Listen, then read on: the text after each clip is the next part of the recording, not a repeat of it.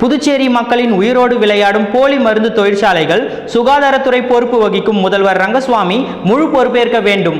RLV மக்கள் முன்னேற்ற கழக தலைவர் வெங்கட்ராமன் வலியுறுத்தல்.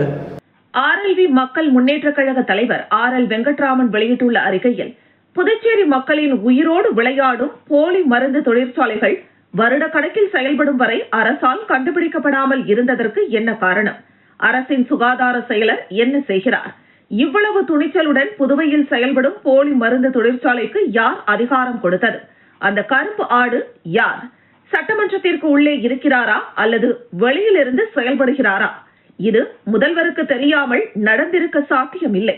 மருந்து தொழிற்சாலைகளை ஆய்வு செய்யும் துறை புதுவையில் செயல்படுகிறதா இல்லையா? இதேபோல் தரமற்ற மருந்துகள் மற்றும் போலி மருந்துகள் அரசு மருத்துவமனைகள் மற்றும் மருந்து கடைகளிலும் விநியோகம் செய்து பல கோடி ரூபாய் வரை கொள்ளையடித்து இருக்கிறார்கள். இதனால் அரசாங்கத்திற்கு வரி இழப்பும் மக்களுக்கு உயிர் பாதுகாப்பும் இல்லாமல் உள்ளது. அரசு மருத்துவமனைகளில் மருந்து மாத்திரைகள் கொள்முதல் செய்ததில் ஊழல் நடந்ததாக ஏற்கனவே பலர் கைது செய்யப்பட்டுள்ளனர்.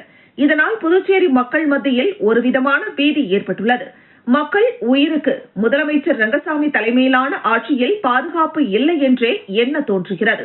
இதற்கு முதலமைச்சர் ரங்கசாமி முழு பொறுப்பேற்று மக்களுக்கு உண்மை நிலையை தெளிவுபடுத்த வேண்டும். புதுவையில் இன்னும் எத்தனை போலி மருந்து தொழிற்சாலை செயல்பட்டுக் கொண்டிருக்கிறது என்பதை அரசு கண்டுபிடித்து போர்க்கால நடவடிக்கை எடுக்க வேண்டும் என்று கேட்டுக்கொள்கிறேன்.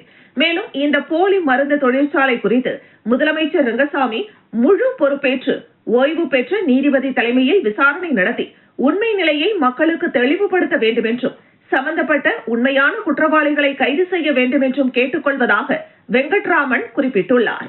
ராஜச்சந்திரு அறக்கட்டளை நிறுவனர்